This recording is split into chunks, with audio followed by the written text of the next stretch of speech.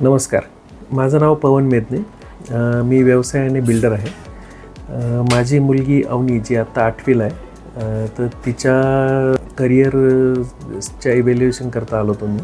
इथे येण्यापूर्वी आम्हाला बरेचसे काही कन्फ्युजन्स होते की काय करावं काय नाही करावं, पण इथे आल्यानंतर बऱ्याचशा गोष्टी काही क्लिअर झालेल्या आहेत. आमचे जे आधीचे डाऊट्स होते, आधीच्या ज्या काही गोष्टी आमच्या मनात होत्या की असं करायला पाहिजे तसं करायला पाहिजे, तर ते बऱ्यापैकी चेंज झालं आहे आता.